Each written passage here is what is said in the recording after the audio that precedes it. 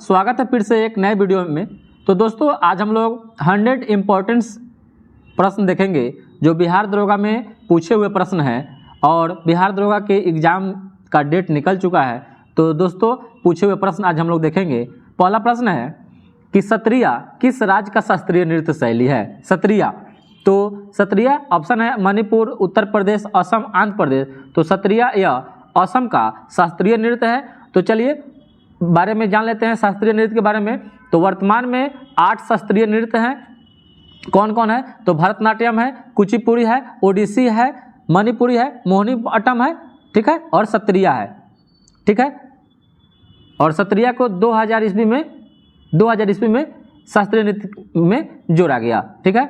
चलिए अगला प्रश्न है कि भारत में प्रथम उर्वरक संयंत्र स्थापित किया गया था। तो भारत का जो प्रथम उर्वरक संयंत्र स्थापित किया गया था वह कहाँ किया गया था? तो यह सिंदरी में किया गया था, सिंदरी में किया गया था। और कब किया गया था? तो 1951 ईस्वी में किया गया था। 1951 ईस्वी में सिंदरी में स्थापित किया गया था। और भारत में प्रथम उर्वरक का कारखाना 1906 ईस्वी में रानीपेट तमिलनाडु में किया गया था। चलिए अगला प्रश्न है कि किसी तत्व के समस्थानिक से क्या समझते हैं? किसी तत्व के समस्थानिक से क्या समझते हैं? तो किसी भी तत्व के समस्थानिक वे परमाणु होते हैं जिनकी द्रव्यमान संख्या अलग अलग होती है। परमाणु संख्या समान होती है और जबकि परमाणु द्रव्यमान संख्या जो होती है वह अलग अलग होती है। इसलिए इसका ऑप्शन नंबर ए सही हो जाएगा। जैसे समस्थानिक हो जाएगा, जैसे हाइड्रोजन के 3 समस्थानिक है, 1H1, 1H2 और 1H3। प्रोटियम, ड्यूटेरियम और ट्राइटियम होता है, जिसमें से ट्राइटियम रेडियो सक्रिय को दर्शाता है। अगला प्रश्न है कि निम्नलिखित में से किस सिख गुरु ने गुरुमुखी लिपि की शुरुआत की थी? गुरुमुखी लिपि की शुरुआत किसने की थी?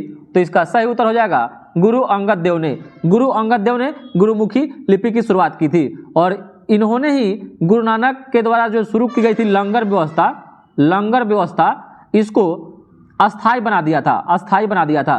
तो सिखों के 10 गुरु हुए, जिसमें से प्रथम गुरु नानक को माना जाता है और अंतिम गुरु गोविंद सिंह को, जिनको 10वें गुरु के रूप में पदवी दी जाती है। और गुरु अर्जुन देव सिखों के 5वें गुरु थे, जिन्होंने आदि ग्रंथ की रचना की थी। बहुत बार इंपॉर्टेंट प्रश्न है, पूछता है कि आदि ग्रंथ की रचना किस सिख गुरु ने की थी? तो सिखों के 5वें गुरु अर्जुन देव ने।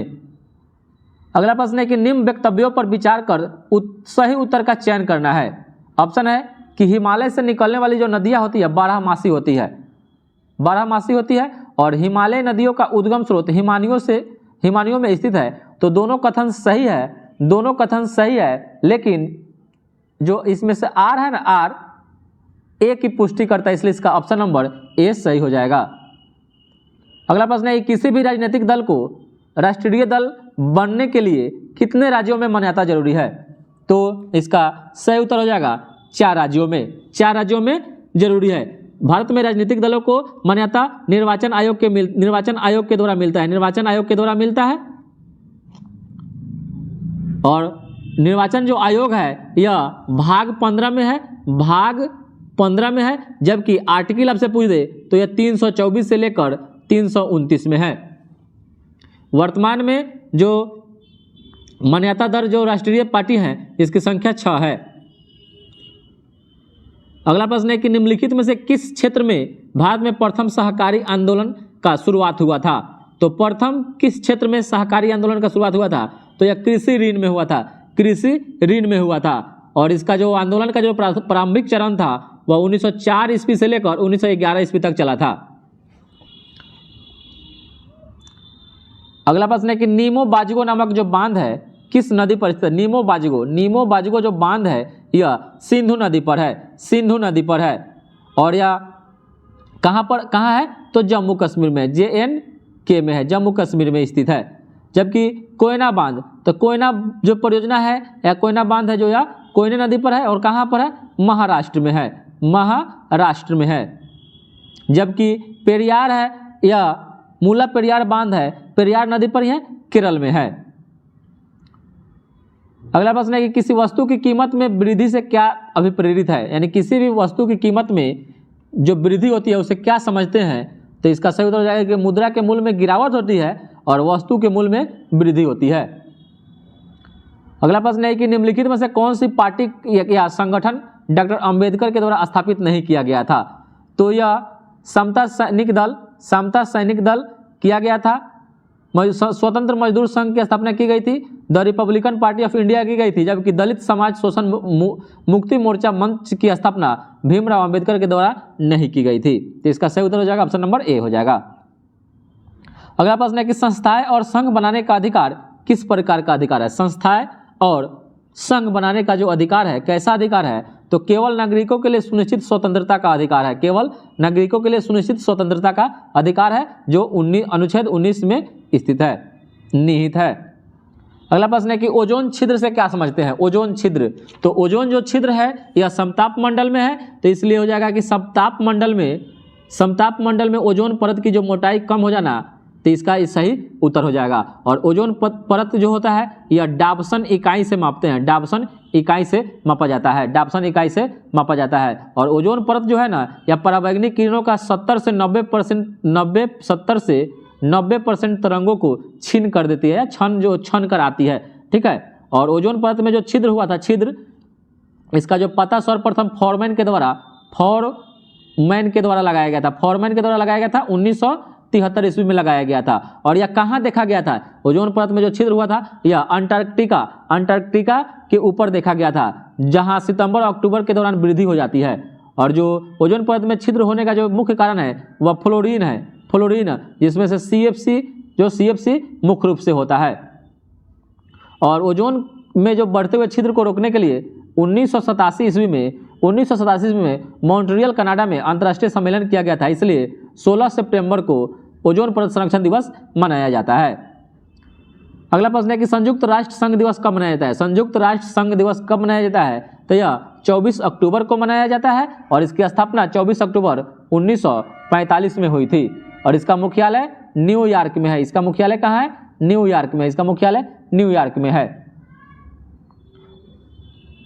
चलिए अगला प्रश्न है कि सूची 1 को सूची 2 से मिलान करना है। सूची 1 को सूची 2 से मिलान करना है। एक तरफ बाघ आरक्षित क्षेत्र है, एक तरफ राज है।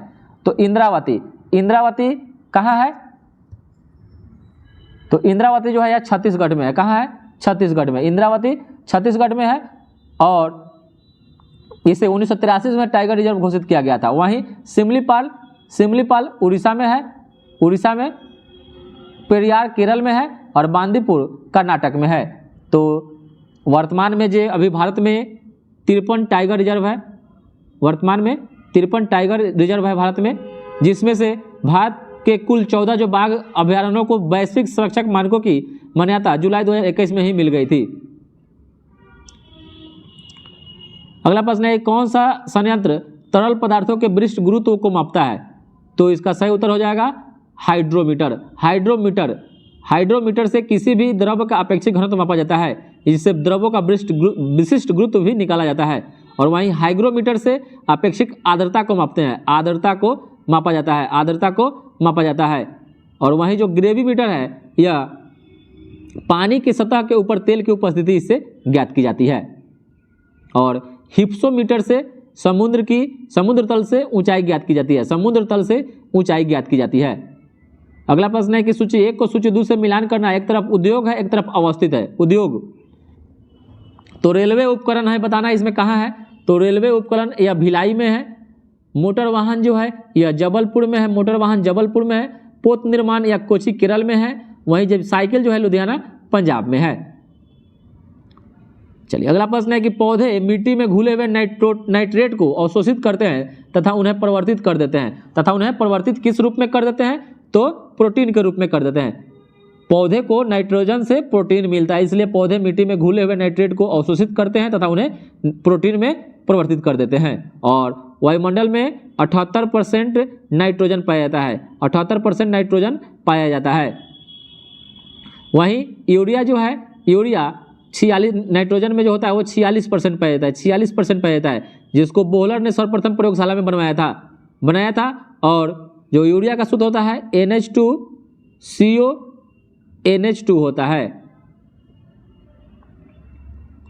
चलिए अगला प्रश्न है कि हवा में परागण को क्या कहते हैं? तो जो हवा में परागण होता है उसको वायु परागण कहते हैं, उसको वायु परागण कहते हैं। और पौधे में प्रजनन अंग उसका पुष्प होता है, पौधे में जो प्रजनन अंग होता है वह उसका पुष्प होता है। अगला प्रश्न है कि युवा जो कि प्रधानमंत्री कौशल विकास योजना के अंतर्गत एक कौशल विकास कार्यक्रम है, किसके द्वारा शुरू किया गया है? तो इसका सही उत्तर हो जाएगा दिल्ली पुलिस के द्वारा, दिल्ली पुलिस के द्वारा शुरू किया गया है।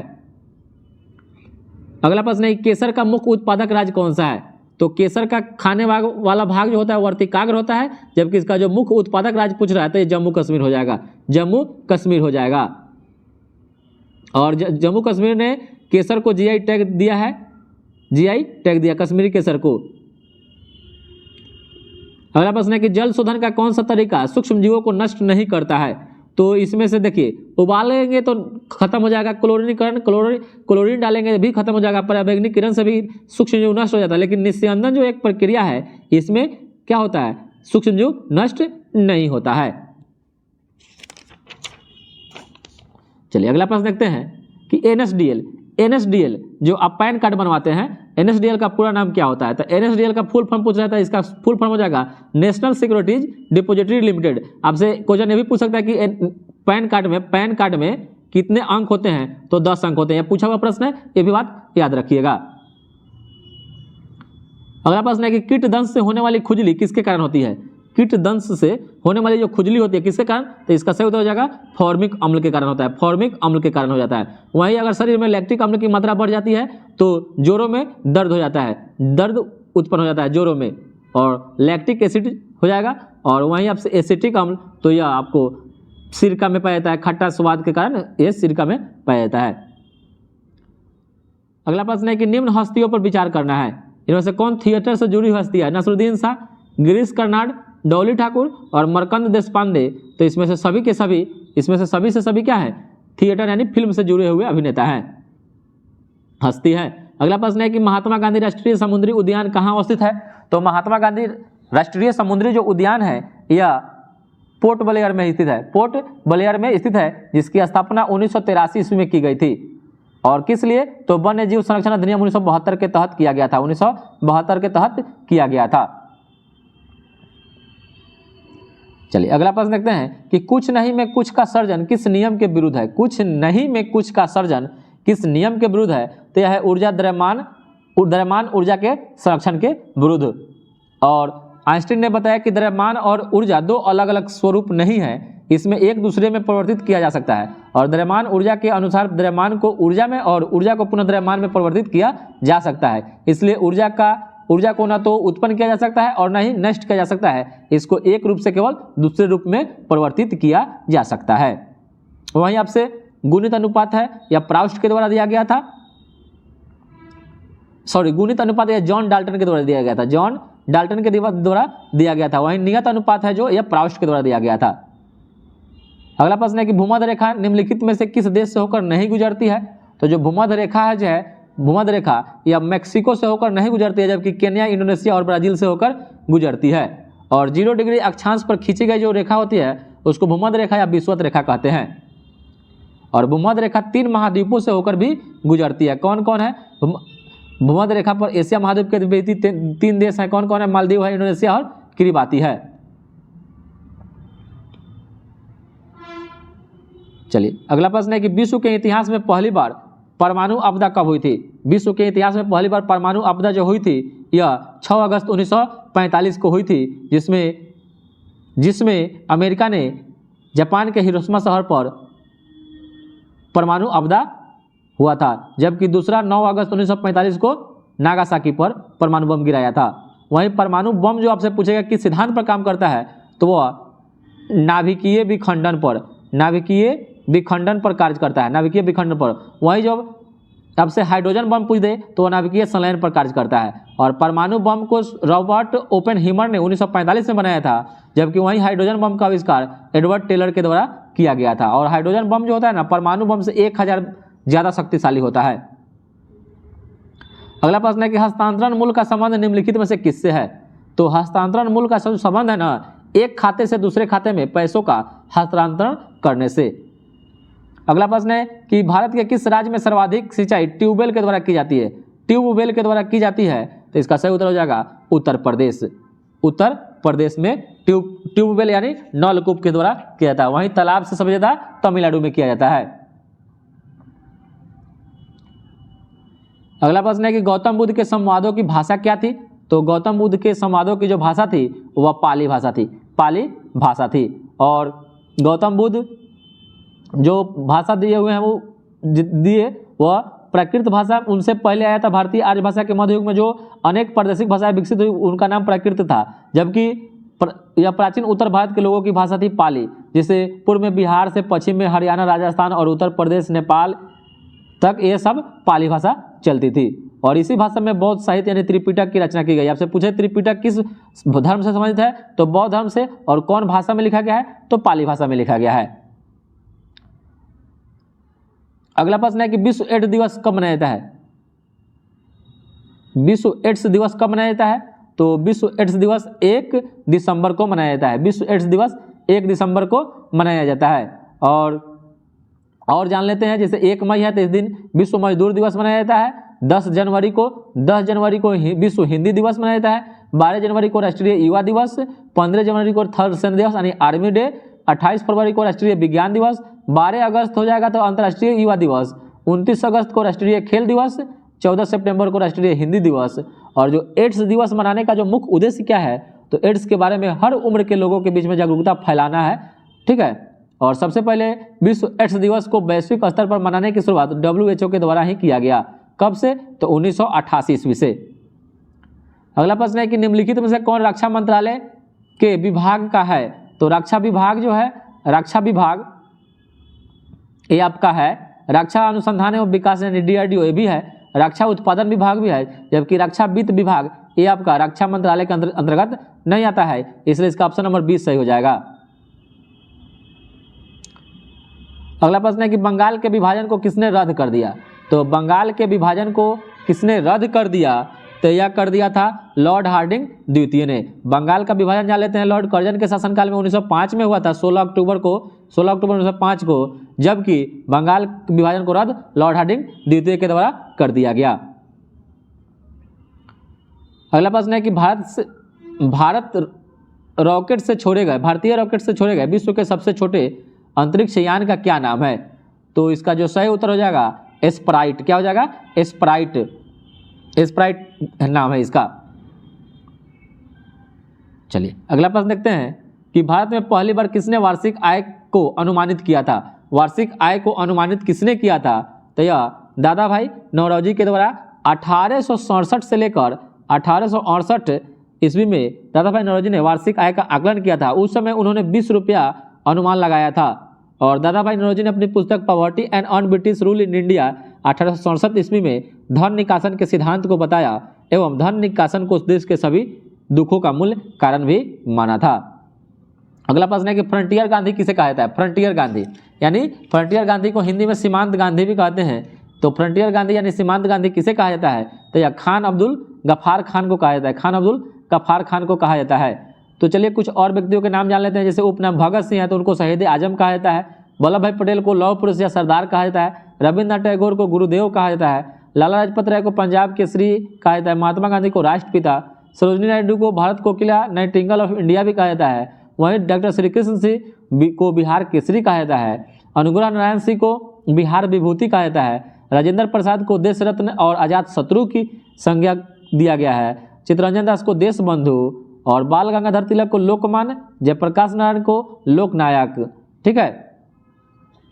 चलिए अगला प्रश्न है कि निम्नलिखित में से कौन सा संविधान संशोधन राष्ट्रपति को किसी भी मसले को पुनः विचार के लिए मंत्रिमंडल को भेजने की शक्ति प्रदान करता है? तो इसका सही उत्तर हो जाएगा 44वां संविधान संशोधन। और 44वां संविधान संशोधन यह 1978 ईस्वी में हुआ था। और यह क्यों किया गया? तो अनुच्छेद 74 में राष्ट्रपति को यह अधिकार दिया गया है कि वह मंत्रिमंडल की सलाह को एक बार पुनः पुनर्विचार के लिए वापस भेज सकता है। और 42वां संविधान संशोधन द्वारा किए गए अनावश्यक परिवर्तनों को समाप्त करने के लिए जनता दल की सरकार ने यह 44वां संविधान संशोधन कराया था। और अनुच्छेद 352 के तहत राष्ट्रीय आपात लगता है भारत में। 356 के तहत राष्ट्रपति शासन लगता है। और वहीं अनुच्छेद 360 के तहत भारत में वित्तीय आपात लगता है, जो भारत में एक बार भी वित्तीय आपात अभी तक नहीं लगा है।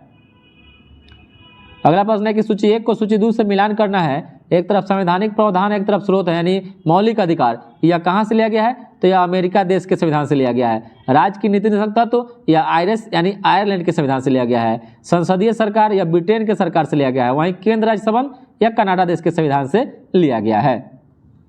कुछ और जान लेते हैं, जैसे समवर्ती सूची है, संसद के दोनों सदनों की संयुक्त बैठक है, यह ऑस्ट्रेलिया देश के संविधान से लिया गया है। गणतंत्रात्मक व्यवस्था यह फ्रांस देश के संविधान से लिया गया है। और स्वतंत्रता, समानता और बंधुत्व का जो सिद्धांत है वह फ्रांसीसी क्रांति जो 1789 ईस्वी में हुआ था वहाँ से लिया गया है। और आपातकालीन जो व्यवस्था है वह जर्मनी के संविधान से लिया गया है। और संविधान संशोधन की प्रक्रिया यह दक्षिण अफ्रीका से लिया गया है, जो अनुच्छेद 368 में है। और राज्यसभा के सदस्यों का जो निर्वाचन है वह दक्षिण अफ्रीका के संविधान से लिया गया है।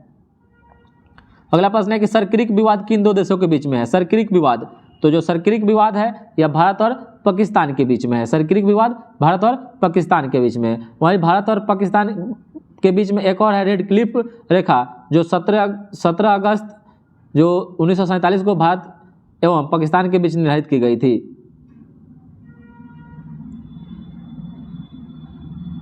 अगला प्रश्न है कि किस देश ने वर्ष 2040 तक पेट्रोल और डीजल कारों की बिक्री पर पूरी तरह प्रतिबंध लगाने का निर्णय लिया है? तो इसका सही उत्तर हो जाएगा फ्रांस देश ने। अगला प्रश्न है कि निम्नलिखित में से कौन सा मोबाइल ऐप केंद्रीय ग्रामीण विकास मंत्रालय द्वारा सड़कों के रख रखाव हेतु बनाया गया है? तो सड़कों के रख रखाव के लिए बनाया गया जो ऐप है उस ऐप का नाम आरंभ ऐप है। क्या है? आरंभ ऐप है।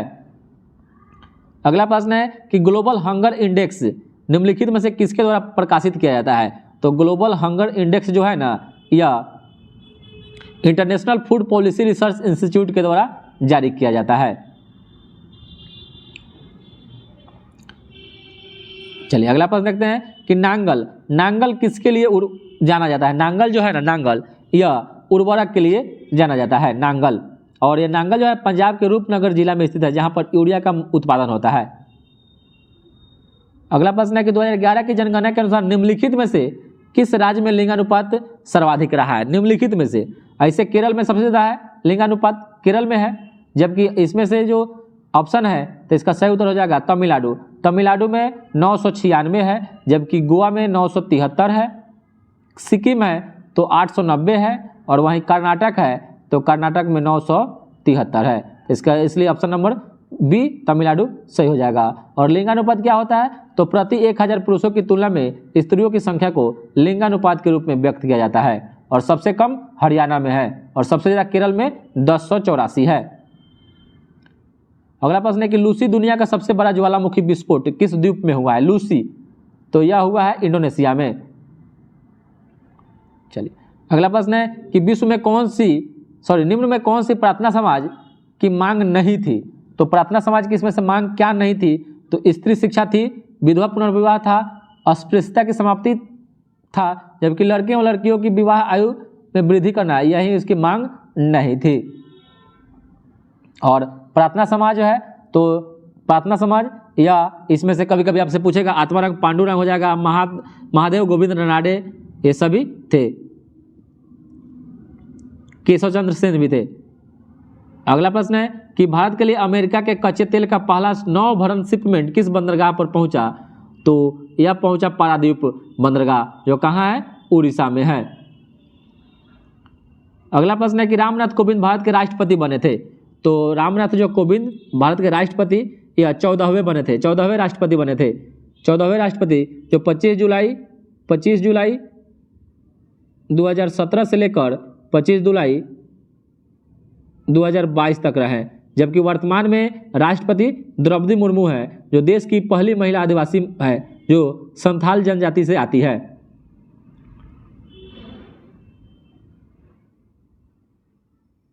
अगला प्रश्न है कि सूची 1 को सूची 2 से मिलान करना। एक तरफ सिंधु घाटी सभ्यता का जो स्थल है, एक तरफ स्थान है लोथल।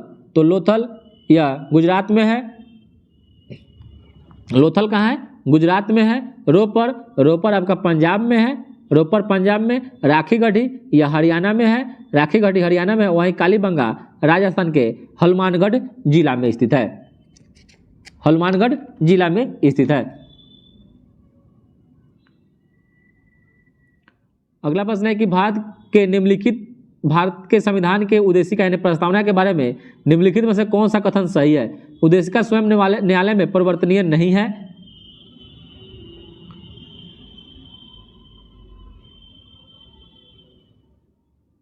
ठीक है, और उद्देशिका उन उद्देश्यों को बताती है जिन्हें संविधान स्थापित करना और आगे बढ़ाना चाहता है, और उद्देशिका उन स्रोत को इंगित करती है जहां से संविधान अपना प्राधिकार प्रदान करती है। तो इसमें सही बताना है, तो ये सही ऑप्शन नंबर 3 हो जाएगा इसका सही।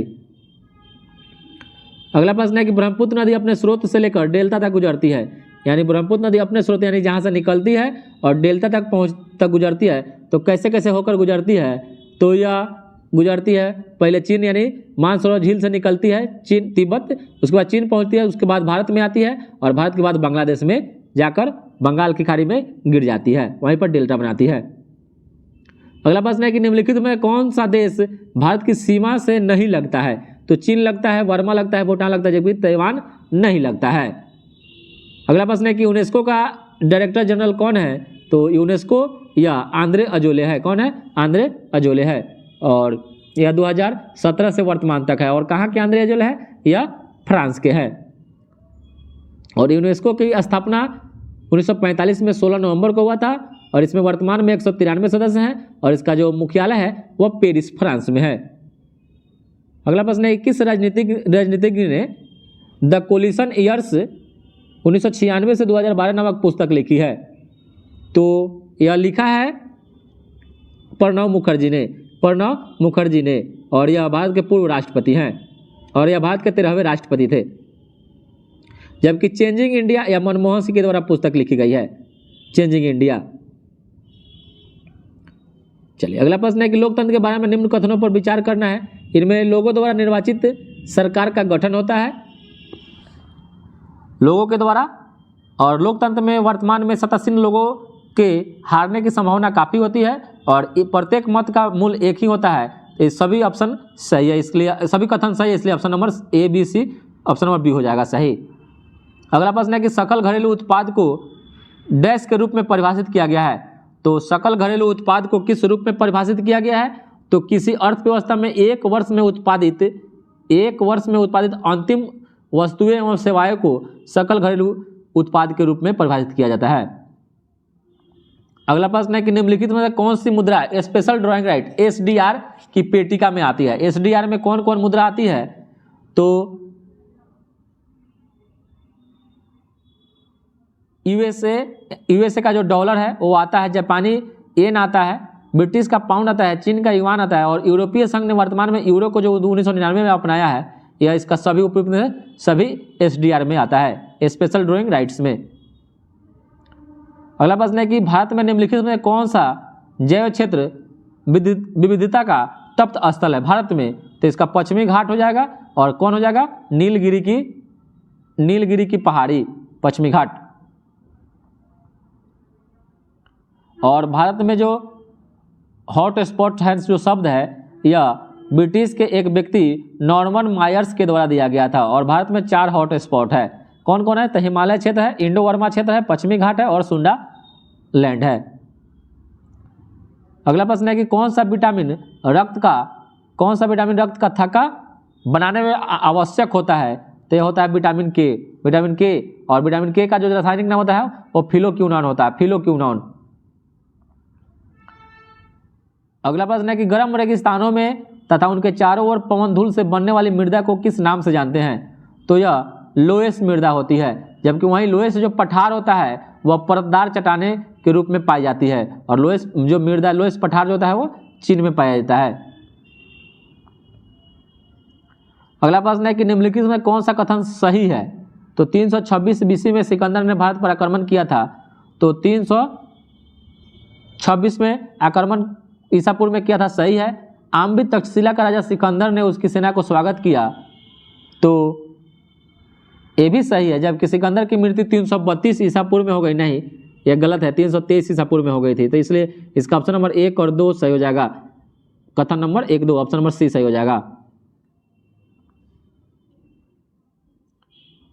अगला प्रश्न है कि India after Gandhi the history of the world's largest democracy नामक पुस्तक के रचयिता कौन है?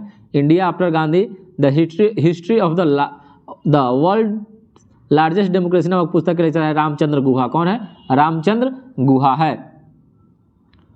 अगला प्रश्न है कि निम्नलिखित में से यूनेस्को की intangible cultural heritage humanity from India में क्या शामिल नहीं है? तो यूनेस्को की intangible cultural heritage humanity from India में शामिल इसमें से ऑप्शन नंबर सी हो जाएगा। Option number C Bihu. Bihu शामिल नहीं है और बिहू असम का नृत्य है। अगला प्रश्न है कि 1926 में नौजवान भारत सभा किसके द्वारा बनाई गई थी? तो यह भगत सिंह के द्वारा बनाई गई थी। और अगला प्रश्न देखते हैं कि संयुक्त राष्ट्र संघ ने वर्ष 2017 को किस रूप में अंतर्राष्ट्रीय वर्ष घोषित किया था? तो 2017 को यह पर्यटन का सतत विकास के वर्ष के रूप में घोषित किया था। अगला प्रश्न है कि किताबुल हिंद पुस्तक के लेखक कौन है? तो किताबुल हिंद पुस्तक अल-बरूनी के द्वारा लिखा गया था। अल-बरूनी के द्वारा लिखा गया था। अगला प्रश्न है कि धारणीय विकास की संकल्पना किससे संबंधित है? धारणीय विकास की संकल्पना किससे संबंधित है? तो इसका सही उत्तर हो जाएगा अंतरपीढ़ीय साम्य से।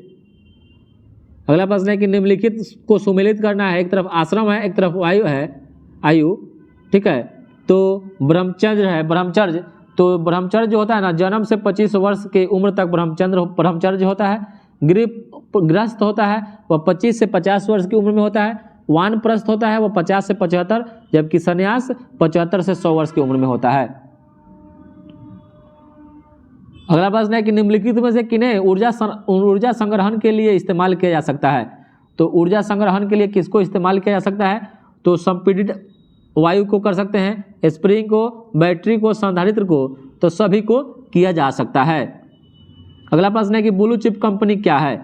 तो ब्लू चिप कंपनी किसे कहते हैं? तो ब्लू चिप कंपनी आर्थिक रूप से बहुत ही मजबूत होती है। आर्थिक रूप से बहुत ही मजबूत होती है। इसका सही उत्तर ऑप्शन नंबर बी हो जाएगा। अगला प्रश्न है कि राजस्व में रैयत बारी प्रयोग का प्रारंभ किसके द्वारा किया गया था? राजस्व में रैयत बारी प्रयोग का प्रारंभ किसके द्वारा किया गया था? तो यह अलेक्जेंडर रीड के द्वारा किया गया था। अलेक्जेंडर रीड के द्वारा किया गया था, जबकि इसकी शुरुआत सर थॉमस मुनरो और अलेक्जेंडर रीड, इसलिए ऑप्शन में अलेक्जेंडर रीड है, इसलिए ऑप्शन अलेक्जेंडर रीड को ही मारिएगा और थॉमस मुनरो नहीं रहे तब। अगला प्रश्न है कि निम्नलिखित में से कौन सी आग्नेय चट्टान नहीं है? तो पेरिडोटाइट है, ग्रेनाइट है, स्कोरिया है, सेल है। तो इसका जो सही उत्तर हो जाएगा सेल जो है ना, यह आग्नेय चट्टान नहीं है, जबकि यह सेल अवसादी चट्टान है। अगला प्रश्न है कि महिला क्रिकेट आईसीसी विश्व कप 2017 किस देश ने जीता? तो यह जीता इंग्लैंड ने भारत को हराकर।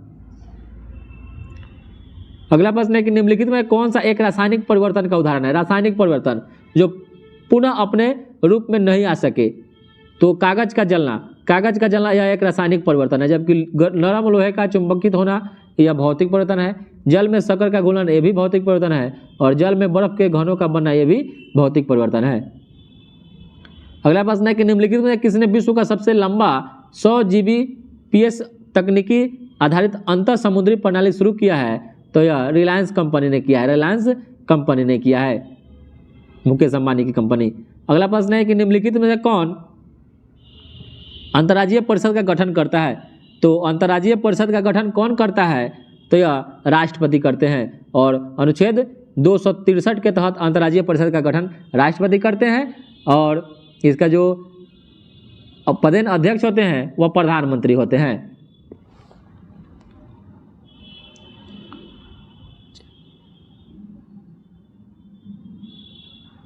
अगला प्रश्न है कि विश्व का सबसे बड़ा बौद्ध मंदिर कहाँ स्थित है? तो विश्व का सबसे बड़ा बौद्ध मंदिर यह इंडोनेशिया में है। अगला प्रश्न है कि हराप्पा स्थल किस नदी के तट पर स्थित है? हराप्पा, तो जो हराप्पा है ना, यह रावी नदी के तट पर है, और हराप्पा की खोज 1921 में दयाराम साहनी के द्वारा किया गया था। वहीं जो मोहनजोदड़ो है वह सिंधु नदी के किनारे स्थित है। अगला प्रश्न है KNO2 किसका सूत्र है? तो इसमें से ऑप्शन नंबर डी हो जाएगा पोटेशियम नाइट्राइट का। पोटेशियम नाइट्राइट का KNO2 रासायनिक सूत्र है। जबकि सिल्वर नाइट्रेट को लूनर कास्टिक AgNO3 कहते हैं। ठीक है, अगला प्रश्न है कि निम्नलिखित में कौन सही नहीं है, इसमें से बताना है कौन सही नहीं है। तो सैडलवुड है, यह आंशिक मूल परजीवी होता है, सही है। क्यूकस क्यूटा जो है परजीवी होता है, भी सही है। नेफेंथीज जो मांसाहारी होता है, सही है। जबकि फंगस स्वपोषी होता है, नहीं है, फंगस स्वपोषी नहीं होता है, स्वपोषी नहीं होता, यह परजीवी होता है। अगला प्रश्न है कि निम्नलिखित में कौन सा गैसीय जो हवा है, वायु है, प्रदूषण नहीं है। गैसीय वायु प्रदूषण नहीं है, तो इसका जो सही उत्तर हो जाएगा हाइड्रोजन, हाइड्रोकार्बन, या गैसीय वायु प्रदूषण नहीं है। अगला प्रश्न है कि निम्नलिखित में किस राज्य ने ऑपरेशन दुर्गा नामक कार्यक्रम महिला सुरक्षा के लिए आरंभ किया है। तो यह किया है हरियाणा सरकार ने, और यह 13 अप्रैल 2017 को ही किया था। अगला प्रश्न है कि सुनहरी चावल गोल्डन चावल क्या है। सुनहरी चावल गोल्डन चावल जो है ना, यह एक ट्रांसजेनिक चावल की किस्म है जिसमें कैरोटीन के लिए जीन तत्व उपलब्ध है। और सुनहरी चावल जो होता है वो विटामिन ए का स्रोत होता है बहुत ज़्यादा। अगला प्रश्न है कि भारत का राष्ट्रीय कैलेंडर पंचांग का पहला महीना कौन सा होता है। तो यह चैत्र होता है, चैत्र होता है। भारत के राष्ट्रीय कैलेंडर पंचांग का यह चैत्र पहला महीना होता है, अंतिम भादो होता है। अगला प्रश्न है कि मानव रक्त में pH साधारणतः कितना होता है। तो मानव रक्त का जो pH मान होता है वह 7.5 से लेकर 8 तक होता है, और 7.35 से लेकर 7.45 तक होता है इसका एक्यूरेट, इसलिए ऑप्शन नंबर सी सही हो जाएगा। पुस्तक I do what I do on reform rhetoric and resolve के रचयिता कौन है। तो यह पूर्व RBI के गवर्नर रघुराम जी राजन के द्वारा लिखी गई है पुस्तक, और यह 23वें गवर्नर थे RBI के, जिनका कार्यकाल 13 से 2016 तक था। वही अरुंधति राय की पुस्तक है the God of A small thing, इसके लिए उन्होंने बुकर पुरस्कार भी प्राप्त हो चुका है, यह 1997 में जीती थी।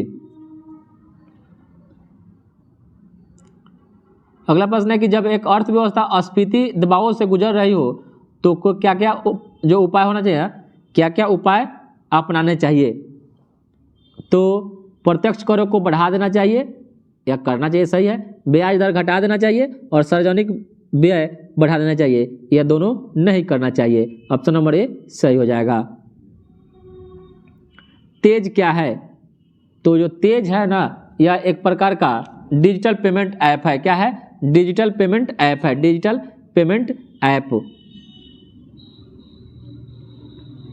अगला प्रश्न है कि निम्नलिखित में से कौन चंगेज खा का समकालीन था। चंगेज खा भारत पर 1221 में शासन वो आक्रमण किया था, ओया सुल्तान शमसुद्दीन इल्तुतमिश के शासनकाल में भारत पर आक्रमण किया था चंगेज का, इसलिए इल्तुतमिश का समकालीन हो जाएगा।